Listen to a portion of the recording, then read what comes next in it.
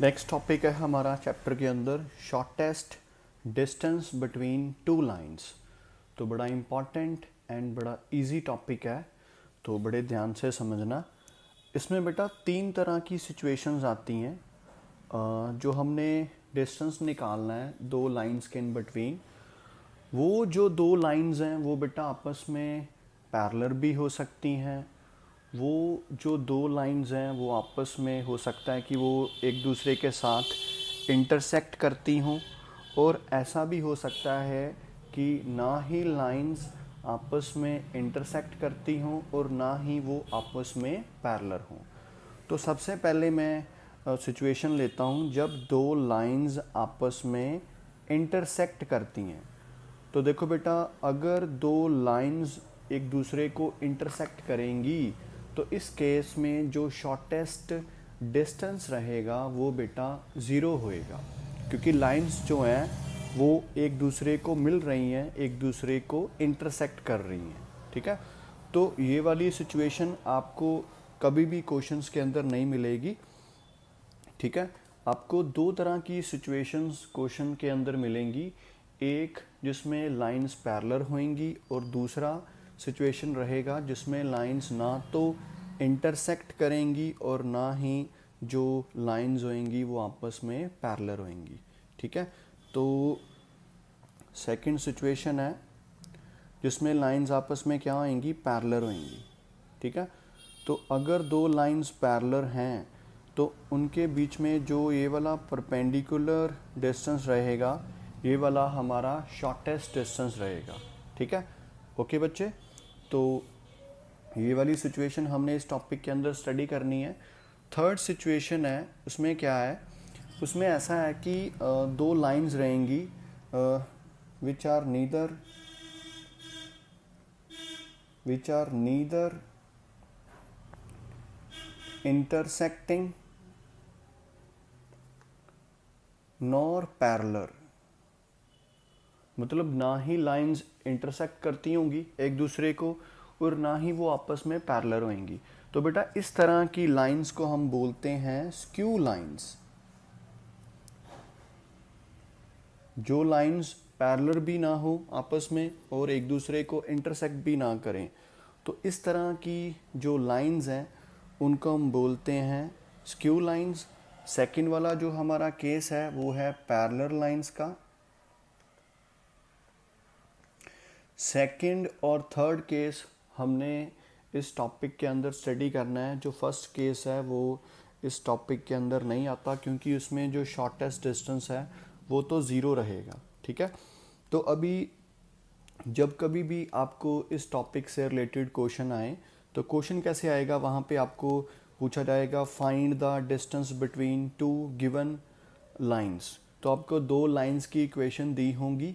Equations जो होंगी वो कार्टेशियन फॉर्म में भी हो सकती हैं और वेक्टर फॉर्म में भी हो सकती हैं। ठीक है, आपको बोला जाएगा कि इन दो लाइंस के इन बिटवीन जो शॉर्टेस्ट डिस्टेंस है आपने उसकी वैल्यू फाइंड आउट करनी है।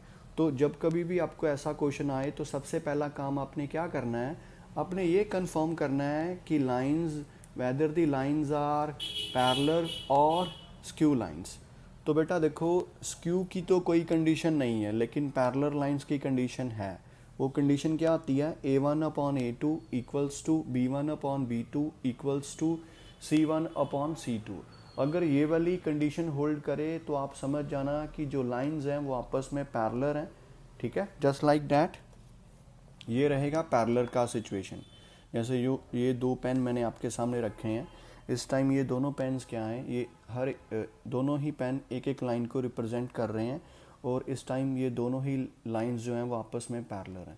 तो अगर वो रिलेशन पैरेलल का जो रिलेशन है वो होल्ड करेगा तो आप समझ जाना कि जो गिवन लाइंस हैं वो पैरेलल हैं। ठीक है, अगर लाइंस पैरेलल नहीं होंगी तो बेटा देन दूसरा केस क्या आएगा, देन आप समझ जाना कि लाइंस क्या हैं, स्क्यू लाइंस है। अगर आपको मैं स्क्यू लाइंस का केस डेमोस्ट्रेट करूं तो वो कुछ ऐसा रहेगा बेटा, जैसे ये एक लाइन है, ये दूसरी लाइन है बेटा, ना तो ये कभी आपस में इंटरसेक्ट करेंगी, आप चाहे इनको जितना मर्जी प्रोड्यूस कर लो ये कभी भी एक दूसरे को इंटरसेक्ट नहीं करेंगी, और दूसरा ये दोनों आपस में पैरेलल भी नहीं है। तो ये बेटा स्क्यू लाइन का सिचुएशन है। स्क्यू लाइन देखने में कुछ ऐसी रहेंगी, ठीक है। तो अगर पैरेलल का सिचुएशन है तो फार्मूला कुछ और है, अगर स्क्यू लाइन का सिचुएशन है तो फार्मूला कुछ और है। तो इसलिए दोनों को ही बड़े ध्यान से सीखना पड़ेगा, ठीक है। तो पहले हम जो स्क्यू लाइन वाला केस है वो डिस्कस करते हैं, उसके अंदर जो फार्मूला रहेगा उसको डिस्कस करते हैं, ठीक है। तो ध्यान से समझना। सो पहले मैं केस डिस्कस करने जा रहा हूँ थर्ड केस। ये ज़्यादा इंपॉर्टेंट है, स्क्यू लाइन वाला केस ज़्यादा इंपॉर्टेंट है as compare to parallel lines, ठीक है। मान लो कि मेरे पास दो लाइंस की इक्वेशन है।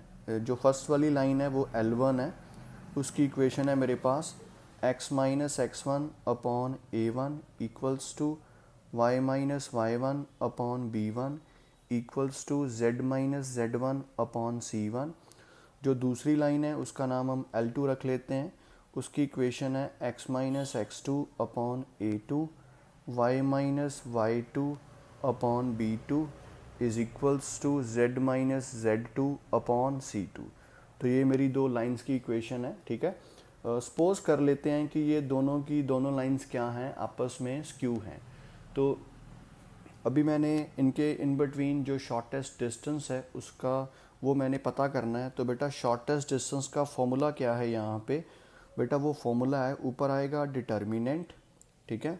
फॉर्मूला है x2 minus x1 y2 minus y1 z2 minus z1, नीचे आएगा a1 b1 c1 a2 b2 c2, ठीक है। हमने इस डिटर्मिनेंट को सॉल्व करना है।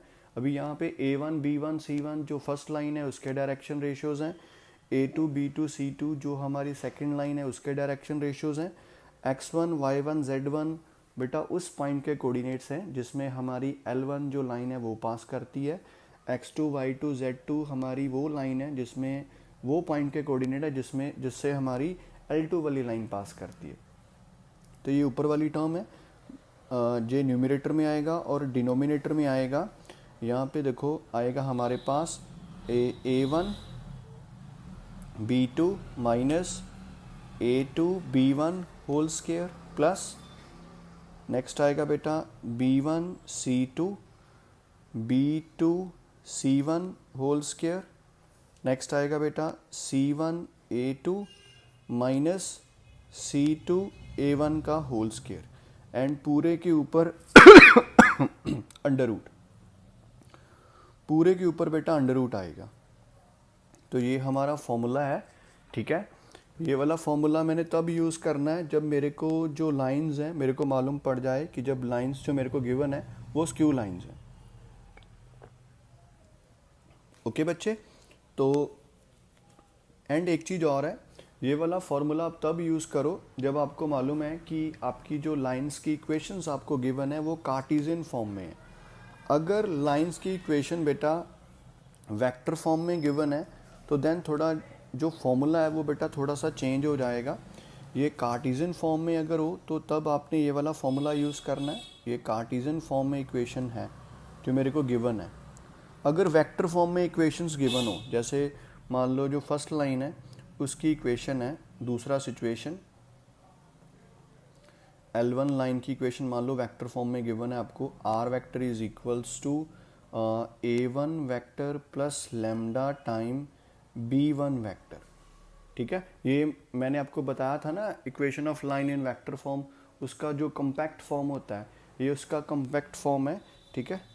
एंड दूसरा है L2 लाइन, उसकी इक्वेशन है r2 vector is equals to r vector is equals to a2 vector plus mu time b2 vector, ठीक है। क्योंकि बेटा देखो स्टेटमेंट जब आपको मिलेगी वो तो कार्टेशियन फॉर्म में भी मिल सकती है और आपको वेक्टर फॉर्म में भी मिल सकती है।